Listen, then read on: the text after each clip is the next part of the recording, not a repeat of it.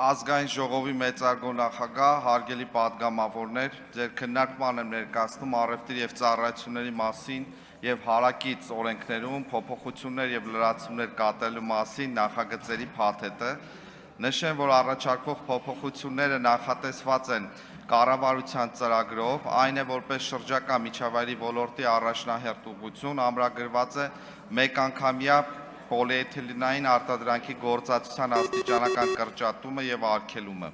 Նախագիծը համահունչ է նաև որոշակի պլաստիկ արտադրանքի շրջակա միջավայրի վրա ազդեցության նվազեցման մասին ԵՄ դիրեկտիվին։ Նախագծերի փաթեթով առաջարկում են 27 թվականի հունվարի 1-ից առևտրի օբյեկտներում, հանրային սննդի օբյեկտներում, առևտրի իրականացման վայրերում, շրջիկ առևտրի կետերում, տոնավաճառներում, ցուցահանդես վաճառքներում, ինչպես նաև բացօթյա առևտրի իրականացման դեպքում արգելել պոլիէթիլենային պարկերի և տոպրակների, պլաստիկից կամ փրփրապլաստից պատրաստված մեկանգամյա օգտագործման տարաների և սպասքի վաճառքը կամ առկայությունը։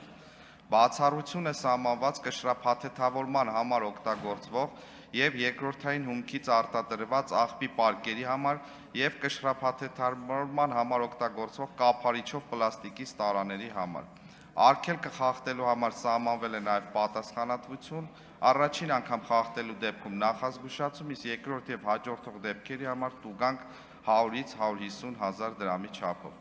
Իրավախախտումների վերահսկողությունը վերապահվել է տեղական ինքնակառավարման մարմիններին և շուկայի վերահսկողության տեսչական մարմնին համատեղ։ Նախատեսվել է նաև դիտարկման ձևով վերահսկողություն։ Հավելեմ, որ մեկանգամյա պլաստիկի սպառման սահմանափակումը Ներողություն, որ ընդհատում եմ։ Հարգելի գործընկերներ, խնդրում եմ լրություն ապահովեք։ Շնորհակալություն։ Հավելեմ, որ մեկանգամյա պլաստիկի սպառման սահմանափակումը Հայաստանում ոչ միայն բնապահպանական, այլև քաղաքական և տնտեսական կարևոր քայլ է, որով COP17-ի նախաշեմին Հայաստանը Պարոն կներկայանա Խաչատրյան, լրություն ապահովեք։ որպես պատասխանատու և կայուն զարգացման սկզբունքներին հավատարիմ պետություն, հարգելի գործընկերներ, խնդրում եմ հավանության արժանացնել նախագծերի փաթեթը։ Շնորհակալություն։